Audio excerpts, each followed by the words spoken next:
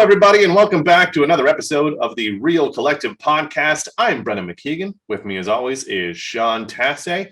If you're liking the Real Collective podcast and you want to let people know about it, you can give us a like, subscribe, and a share. That would be wonderful. If you want to talk to us in person about your own real estate needs, click on the Calendly links below. Book an appointment with either one of us. We'd be happy to talk to you about anything that you need to in the market.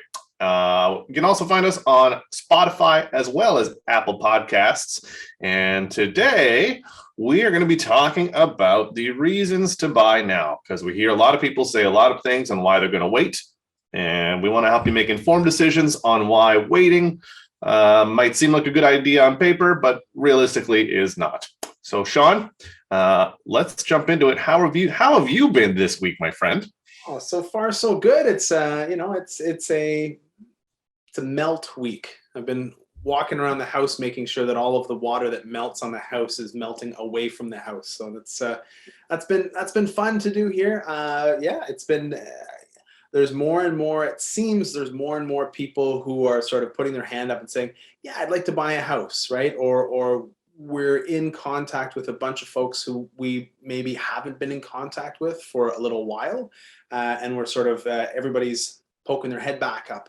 And a lot of those people in the past, I think one of the reasons we wanted to do this today, a lot of people in the past have said, oh, well, I'm going to wait for the market to cool down or wait to save or something like that. And I think it feels as though we're having the same conversations with a lot of different people. So I think having it in this forum makes a lot of sense. So yeah, and that's the biggest one. So let's just dive right into it. A lot of times what we hear is we get a phone call or we go back and forth and they say, yeah, you know what? I'm just gonna wait till the bubble bursts. Yeah. So when someone calls you and they're like, yeah, you're having that conversation about buying and they're like, no, I'm going to wait till the bubble bursts. What do you respond with to them? Before I tell you what my response would be, it's different for everybody because, people have their expectations and beliefs based on their experience. And I certainly don't want to discount anybody's experience, but we've talked with a lot of people who have been in real estate for a long time. And, apparently I haven't been in real estate for 20 years, but people have been saying that this same thing for the last 20 years. I'm going to wait for the bubble to burst. And so, in Ottawa, the easiest way to say it is in Ottawa over the course of the last 65 years, the average price of a house has gone up between 5 and 6%, right? Every year. There were 2 times when it didn't go up. And in those 2 times, it went down by 1 or 2%, which isn't a huge fluctuation. That is not a bubble bursting. And then, of course, likely the retort to that comment would be, well, if it hasn't ever happened, then you're ready for it to happen, right? Because if it hasn't happened yet, then it necessarily must, right? Because markets work in the same way that markets work. The unique thing about Ottawa in particular is that it is a government town. So when the States had their big financial fiasco in 2008 and 2009, there was one city in the States that didn't suffer as much as the rest of the major cities, and that was Washington, D.C. I was going to say Houston. No, Washington, D.C. And the reason is it's the federal capital of the country. And it enjoys a similar insulation from the rest of the market cycles that Ottawa enjoys. And we've seen that time and time again when Toronto and Vancouver have these big fluctuations. Ottawa is just, a steady chug along, federal government, safe money. We've got that safe money in the federal government, and then we've got that bonus money being sort of Silicon Valley North, right, with all of the high tech that we've got going on in Canada. So, if you're going to wait for the bubble to burst, you might be waiting longer than you expect. And even if the prices go down or when they do, I guess, because it is ultimately inevitable, they will go down to the tune of a couple of percent. I don't think we're going to see a huge drop down. I just finished doing the numbers for February, and again, The prices are climbing. They're higher than they were in January. They were much higher than they were in February last year. So we're on to, by the looks of things, our third year of growth, fourth year of growth, right? 2020, 2021, 2022. It's just going to be another year of big time growth. 2019, I think, was 9%. 2020 was almost 20%. 2021 was like 22 or 23%. We're going to see something in the teens, is my guess, this year. So, yeah, it's waiting's only going to make it harder, right? Yeah. And, with the way that Ottawa is, even last year, we sold more homes in Ottawa than ever. And it's still a seller's market. Like that says something for how many people are looking to buy when we've sold the most homes ever and it's still not a buyer's market. And like, it's not going anywhere. Like there's more people coming up. The builders can't keep up and they're backlogged for like a couple of years. So I don't think it's going anywhere for a while. And people are like, oh, when's this bubble going to burst? I'm like, so picture the bubble being a Death Star, but the Death Star doesn't have the exhaust port. Like that's what's going on right now. I don't think it's going anywhere, and and if it does anything, it's just going to level off, and it's just going to stay where it's at, wherever it's at. So from now, it's going up, and if it's going to keep going up, it's going to maybe level out that way, but it's not going to come back down. No, it won't. And the reason it won't, we saw this from, I guess it was 2014 to probably 2018, where it was just flat growth. And this is when they said, oh, there's going to be a 20% correction. Well, there wasn't a 20% correction. It was just flat growth for 4 years when you expect 5% per year. So there wasn't a 20% correction. It was just no growth when we typically expect 5 years. And I think you're right. I mean, there's two major things, and I think a lot of people look to, oh, well, what about interest rates, and what about the economy, and what about global insecurities, and all of this sort of thing. The two major things that always play into our market, and I'm going back to my grade 10 economics class: supply and demand. Right? It's really simple. The demand is there, as you referenced. I mean, we sold over 20,000 properties in 2021.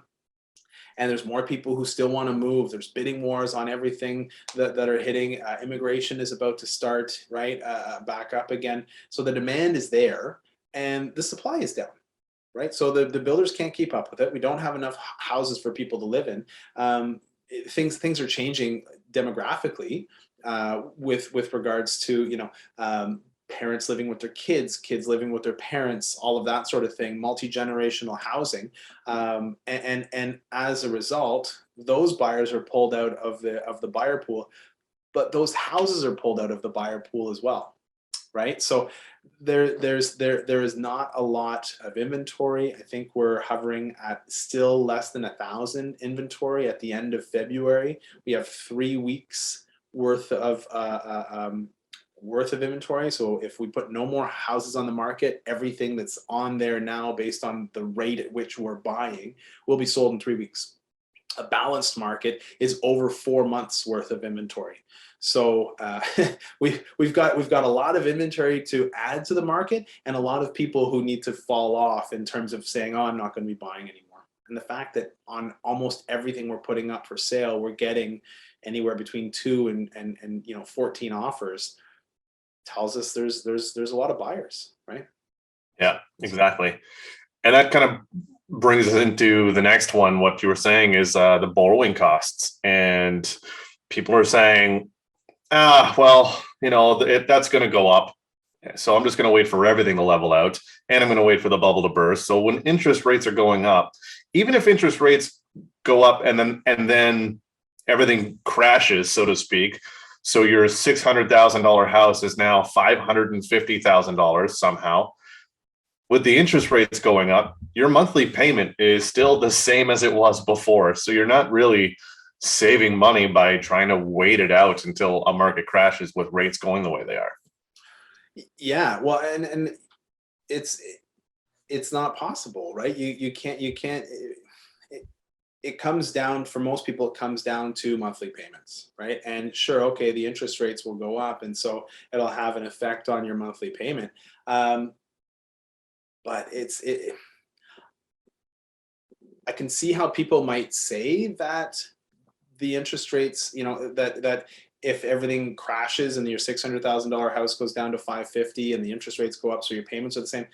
I just don't see the scenario where the $600,000 house goes down to being worth 550, right? And so we did see it, and I remember I was selling a condo. I think it was 2018, I want to say, and they had bought it about 3 years before, and it had gone down by 10%. They bought it for 400, and we were selling it for 360. It was a 1-bed condo downtown on Cumberland, and the market went down by $40,000.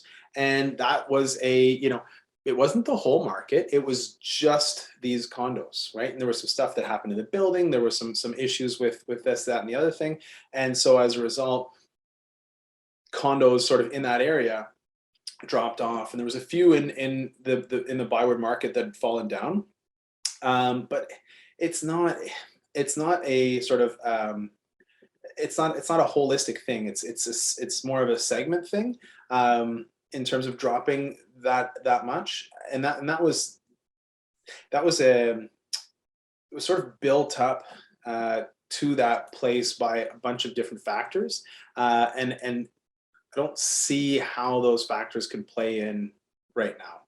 So here's the thing: we don't have a crystal ball. Right? As much as we look at these numbers and we track everything, and we say, well, here's how the markets typically work. Ultimately, we don't have a crystal ball. But what I do know is that if the market does drop, it won't drop by much.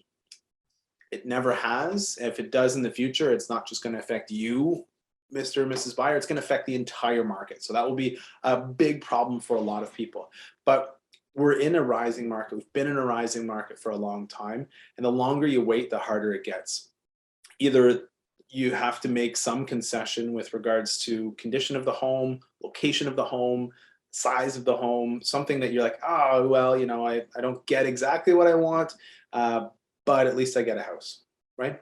And if you wait, you're just making more and more concessions. So it's a hard thing to say, and it's, you've mentioned it before. It's like, how much do you feel like a salesperson when you're pushing somebody to say, please get in a house? Like, the faster you get in a house, the better off you'll be. We've had clients who we didn't do a good job because we didn't push them, and 2 or 3 or 4 years later, they sort of come back and say, man, I wish I would have spent an extra $12,000 when I had the chance to buy that first one, and they didn't because of whatever. People just stick their heels in, right? So yeah, and that's it. And I mean, anyone who has worked with me or knows me knows that I even hate the word salesperson, because it feels like I'm working for somebody else trying to sell you on something, and that's not my intent. I always tell people I'm trying to get you the home that you want without spending more than you have to. And in this market, you need to spend more than the asking price, and sometimes significantly more. And it's tough to push people into that or guide them in that direction and tell them, like, hey, listen, this is the way the market is. I'm not trying to pull a fast one on you here, but if you want this house, this is what we need to do. And luckily, with the clients that listen to that, they're in a home. And even this year alone, I had couple of clients in January who purchased, who went outside of their comfort zone. And now those houses are worth more than what they paid for them. And we're in March at the time of this recording. So that's nuts. Like 2 months. And they're like, oh, well, we overpaid. It was the highest price one ever. Yeah, now it's not. Now nothing is sold at that price in over 30 days, like for that type of home. The average price from January to February on residential houses jumped. I think it was like $50,000. That's average, right? So there will get to be a point during the year. It's not going to go up by $50,000 a month over for the whole year. Although if it does, we're all in trouble. But it's we're in a growth period right now, and so the sooner you act, the better. The only thing that you can say is that we expect this year to be a little bit more with the typical rhythm that we see in the Ottawa market, with the springtime wave, where we sell more houses and the prices are higher, typically because those houses that we're selling in the springtime are bigger homes, right? They're the typical family home, the 4-bedroom, 2-story, 2-car garage house, because families want to move in the summertime. You'll have a normal sort of summertime slowdown. So if you want a deal, right, if you want to wait for something, there's a risk involved. But, of course, the long time standing wisdom says that, well, if you wait until the summer, you might get a better deal than by buying in the spring. No promises, right? There are typically more people who you're competing with in the springtime than in the summertime. People go away, go on vacation, go to the cottage, whatever it is.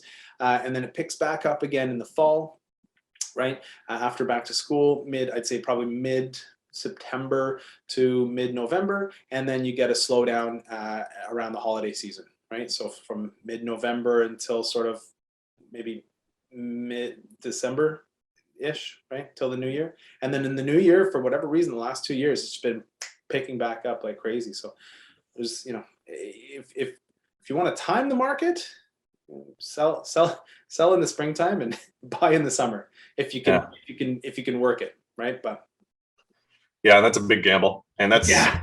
the other thing too is the longer you wait, the more competition that there's going to be. Like we talked about the spring market, and then we talk about how immigration's picking back up again. There's just going to be more buyers out there and the same amount of sellers. So the sooner that you guys can get in, the better off you're going to be, and that's what it is. It's not. If you listen to this and you have a realtor already, talk to them about it too. Like that's not. We're trying to just give you the information, and it feels sometimes where you're like, no, just please listen, buy a house. And it sounds like from us, like buy it from us. Sure, that'd be great. But if you're looking to get into the market, you got to act pretty quickly. Yeah. Like one thing that we can guarantee is that if you would have either bought or sold your house a month ago, we could have told you exactly what you would have bought it for or sold it for. But things change so rapidly here, right? Like, and because both of us are full-time realtors, we've got our finger on the pulse. We track what's happening, not just month over month, but week over week, and we can start to notice little changes in the market, right? And then guide accordingly, right? If there's a ton of interest on a property but no offers, that sort of says something about sort of what's happening in the market, or the general zeitgeist of the buyers and the sellers that we're dealing with, and the other agents we're talking with. So it does change, and having, I mean, it sounds corny, but having our finger on the pulse has in the past saved our clients thousands of dollars when buying, or helped our clients net tens of thousands of dollars more when they're selling. So yeah, and that's a good spot for us to take a quick break. We're going to hear from one of our sponsors. Again, like us, subscribe, share, Apple Podcasts, Spotify. We are on there. Book an appointment with us below in the links, and we will be right back. This episode of the Real Collective podcast is brought to you by Real Collective. Real Collective brings together best-in-class real estate agents and collective experts in the field to deliver the best possible service to our clients. We govern ourselves with honesty, open-mindedness, and compassion. With diverse skill sets, our agents are able to serve a wide array of clients, including first-time homebuyers, first-time sellers, transferees, estate sales, investors, and rural, vacation, and luxury properties. Authenticity and transparency are pillars of our process, which allow us to put our clients at the center of everything that we do. Our years of experience and knowledge allow us to deliver prestigious service and optimal results. If you're interested in buying or selling your home, contact us today at realcollective.ca. Welcome back to the Real Collective podcast, everybody. Hope you enjoyed that word from our sponsor, whatever that was. I'm sure it was wonderful. It's probably from Sean. Again, like, subscribe, share, Apple Podcasts, and Spotify, where you can find us. Book an appointment with us in the calendar below if you want to talk about your own real estate needs. And for now, Sean has been really wanting to talk about sugar shacks and maple syrup all day long, and I don't know why. So, Sean, let's talk about your favorite sugar shack. Like that's a thing. I just feel like it's seasonal. It's very much a when the weather is getting melty and freezy, Sugar Shack's the place to be, man. You know, you got your maple taffy on a stick, maple syrup. Canada's like Lanark is the maple syrup capital of Ontario, and it's right outside of Ottawa. So I mean, I feel like it's an appropriate conversation. I wore this shirt. Yeah. For this reason. Yeah, you really themed it up today, which I'm surprised you didn't put on a big fake beard. I can't grow a beard, even a fake one. I can't even grow a fake beard. That's right. That's great. No, so we've actually been to 2 Sugar Shacks already, 2 separate ones, because kids love it. There's farm animals, rides on tractors going around. There's fun stuff to do. It's warm. They get a chance to play outside. There's a new play structure, and you get to go and learn how they make maple syrup. I have never, in my memory, done the stick in the snow and then maple syrup thing. I don't understand it. I don't understand why we need to just eat snow when we're always told not to eat snow, but it's okay if you wrap it in maple syrup. Hang on a second. Hang on. You don't eat the snow. You put okay. Ready to go to school? Yeah, let's go. So they have to heat up the maple syrup to 111 degrees, first of all, to make the taffy. And then when they do that, they ladle it out and they pour it on top of the snow so that it cools it down really quickly. Then they take the stick and they start to wrap up the maple syrup. The purpose of the snow, you don't eat the snow. The purpose of the snow is to cool down, and it's like ice snow mixture, is to cool down the taffy rapidly. So it goes from that high temperature to the low temperature and creates this, instead of just eating straight maple syrup, you're eating maple syrup that's a little bit more coagulated. Okay. So there's no snow in the maple syrup. Bingo. That's right. It's just used as ice cubes for your maple syrup. That's right. Yeah. So we've just developed a way to essentially have maple syrup on the rocks.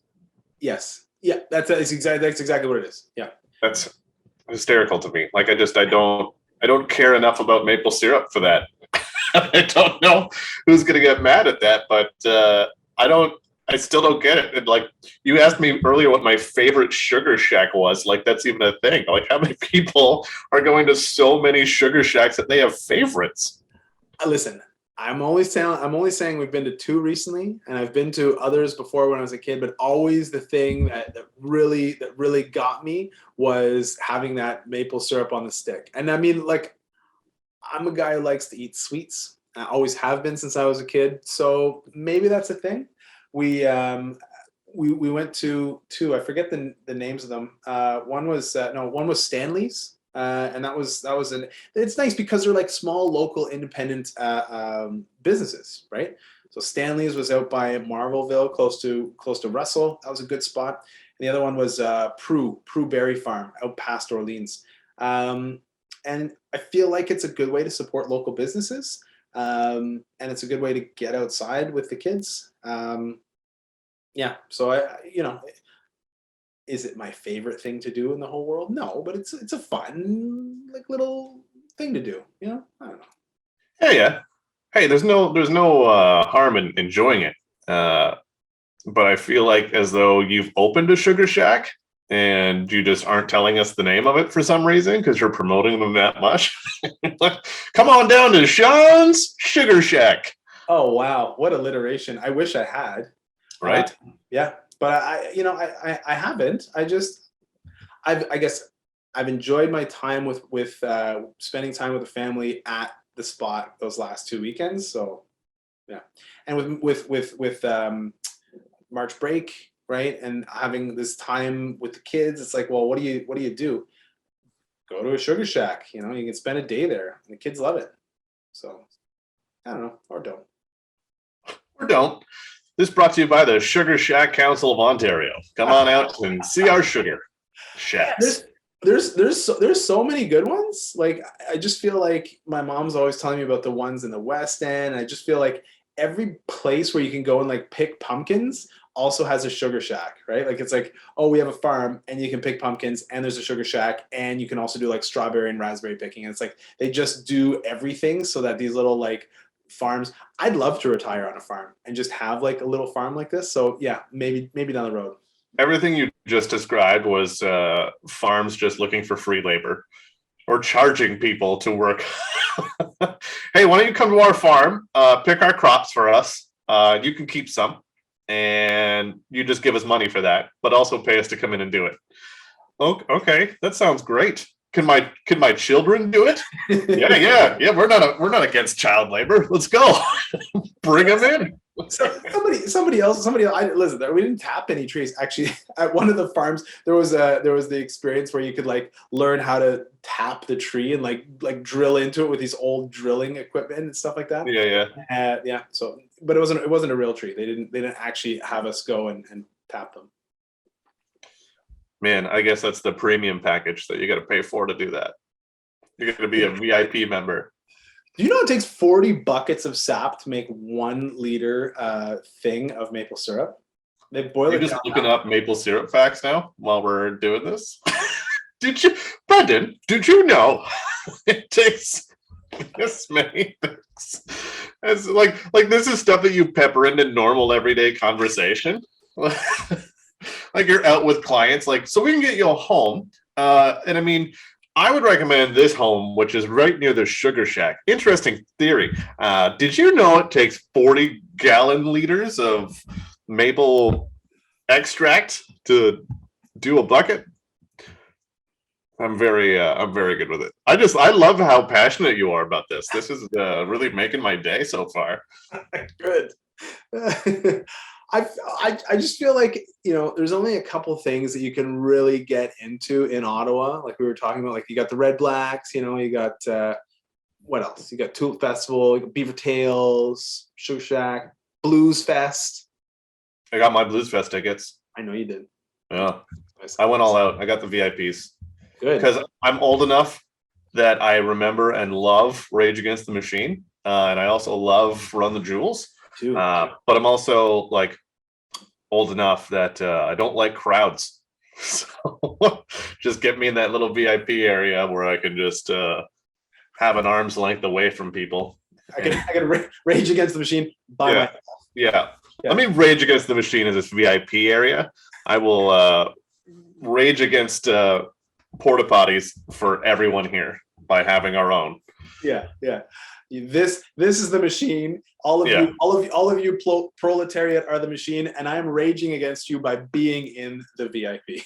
Yeah, I'm just gonna stand on top of my ivory scaffolding tower and just scream down at the peasants. Yeah, that's right. Yeah. Sounds so bad. You there! Stop pushing! Nobody said anything about crowd surfing. It's gonna be great. I can't wait though. It's gonna be. We haven't done like obviously like any sort of vacation or anything like that, and it's something that we can bring the kids to. Maybe not Rage Against the Machine and Run the Jewels, but yeah, get the girls, bring the girls with their earmuffs for like a Alanis Morissette day, and maybe a Sum 41. I really like Run the Jewels. I like Killer Mike a lot. Yeah. And LP is great too. Like I feel like, and they've got good messages and they're talking about good stuff. And yeah, that RTJ4, is that the most recent? Yeah. I like that a lot. Oh, it's all fantastic stuff. I love it. Yeah, good message. And then TLC. So I don't have to chase waterfalls. I can stay in the VIP area and stick to the VIP area that I'm used to. That song is not about waterfalls. Yeah, it is. It's about waterfalls and not chasing them because so many people were dying over Niagara Falls. So they made a PSA song about it to stick to the rivers and the lakes that don't feed into major waterfalls. especially ones that can crush you. That's a fact. You can look that up. It's right near the TLC Sugar Shack, which is. I feel like this second half of the episode has been really fact filled. Yes. And I think we're delivering a lot of great content.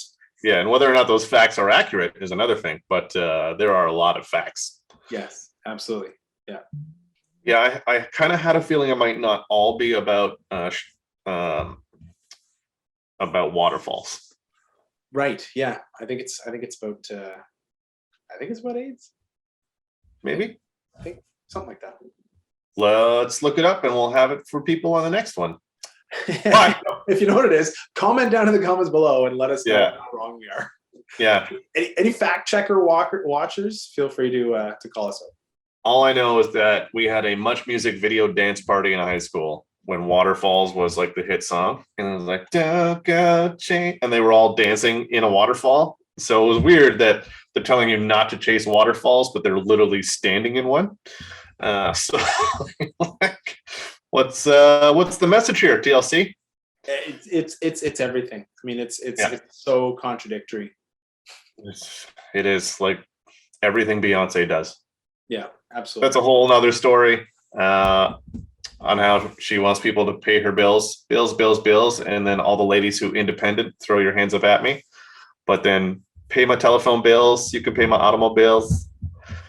Yeah, I don't think you do. Well, you and me are through. And that's a great way to end it, everybody. We're wrapping it up here at the Real Collective Podcast. Give us a like, a subscribe, and a share. If you enjoyed what you saw, tell your friends. And if you didn't, shut up. No one likes a complainer. Don't do that. So we've got you on Spotify and as well as Apple Podcasts. You can find us there. Book an appointment with us down below if you want to talk about actual real estate needs and not about TLC waterfalls or anything TLC related. Unless it's TLC for your house, and then we will help you with that. I'm Brendan McKeigan. This is Sean Tassé. We will see you on the next one.